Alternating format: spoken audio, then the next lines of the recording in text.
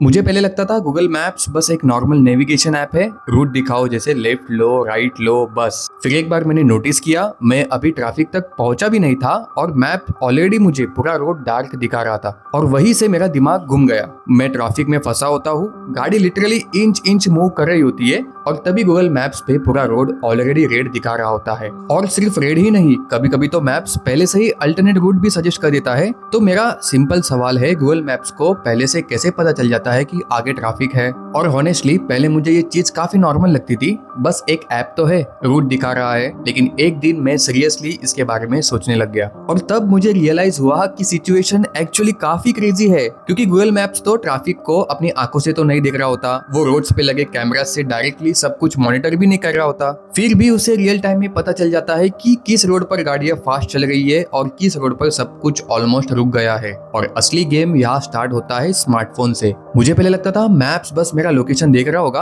पर actually Google maps anonymous location data use करता है। मतलब रोड्स पर मूव कर रहे मिलियंस ऑफ स्मार्टफोन्स की मूवमेंट कॉन्टिन्यूअसली एनालाइज होती रहती है। अगर एक ही रोड पर बहुत सारे डिवाइसेस सडनली स्लो मूव करने लगते हैं तो सिस्टम एज्यूम करता है कि वहाँ ट्रैफिक है, और अगर डिवाइसेस स्मूथली और फास्ट मूव करने लगते हैं तो मैप्स उस रोड को नॉर्मल ट्रैफिक शो कर देता है। इसीलिए कभी कभी रोड ग्रीन होता है, कभी ऑरेंज होता है और कभी कभी पूरा डार्क रेड। ग्रीन का मतलब स्मूथ मूवमेंट, ऑरेंज का मतलब होता है मॉडरेट ट्रैफिक, रेड का मतलब होता है हेवी ट्रैफिक और डार्क रेड का मतलब भाई पूछो ही मत, आप सभी को पता होगा। और हॉनेस्टली एक सेकेंड सोच के देखो, रोड का कलर एक्चुअली गाड़ियों की स्पीड से नहीं, फोन्स की मूवमेंट से चेंज हो रहा होता है। उस मूवमेंट पे मुझे जेन्युइनली थोड़ा माइंड ब्लोइंग फील हुआ, क्योंकि नॉर्मली मैं मैप्स को सिर्फ नेविगेशन ऐप समझता था, लेकिन बैकग्राउंड में एक इनविजिबल सिस्टम साइलेंटली काम कर रहा होता है जो मिलियंस ऑफ मूविंग डिवाइसेस को एनालाइज कर रहा होता है। और यहाँ मुझे एक और इंटरेस्टिंग चीज समझ में आ गई। बहुत लोगों को लगता है कि मैप सिर्फ जीपीएस यूज करता होगा,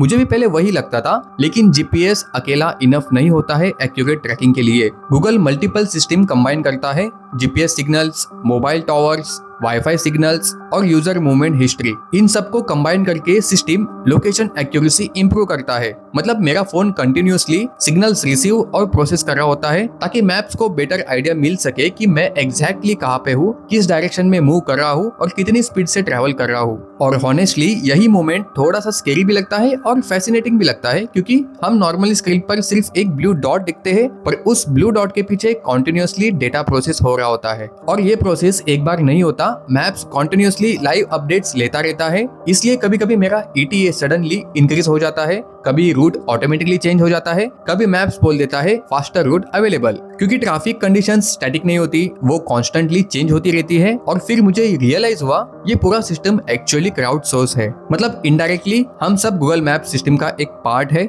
जितने लोग मैप्स यूज करते हैं, लोकेशन ऑन रखते हैं, मूवमेंट डेटा शेयर होता रहता है, उतना ही सिस्टम स्मार्टर होता रहता है। मतलब अननोइंगली मिलियंस ऑफ यूजर्स मिलके गूगल मैप्स को ट्रेन कर रहे होते हैं, और इसी वजह से लोकेशन परमिशन इतनी इंपॉर्टेंट होती है। जब ऐप एलो लोकेशन एक्सेस मांगता है तो वो सिर्फ मुझे रूट दिखाने के लिए परमिशन नहीं मांग रहा होता, accurate live traffic system maintain करने के लिए भी लोकेशन एक्सेस इंपॉर्टेंट होता है। अब यहाँ एक और इंटरेस्टिंग चीज मैंने नोटिस की, कभी कभी एबनॉर्मल मूवमेंट सिचुएशन सिस्टम को कंफ्यूज भी कर सकता है। अगर किसी रोड पर अनयूजुअल मूवमेंट पैटर्न हो या सडन ट्रैफिक स्पाइक जैसा बिहेवियर दिखे तो मैप्स का traffic prediction temporarily weird behave कर सकता है। और हॉनेस्टली यही चीज बताती है कि सिस्टम कंप्लीटली मैजिक नहीं है, वो कंटिन्यूअसली लाइव मूवमेंट पैटर्न्स को समझने की कोशिश कर रहा होता है। सच बोलूं तो आज सिचुएशन ऐसी हो गई है कि मैं खुद भी मैप्स पर काफी डिपेंड हो चुका हूँ। अगर मैप सडनली बंद हो जाए तो मुझे नॉर्मल नेविगेशन भी डिफिकल्ट लगने लगेंगे, क्योंकि अब हम रोड्स को कम और स्क्रीन को ज्यादा फॉलो करते हैं। तो जनता जनार्दन, अगली बार जब गूगल मैप्स आपको ट्रैफिक दिखाए ना, तो याद रखना वो सिर्फ रोड्स नहीं देख रहा होता,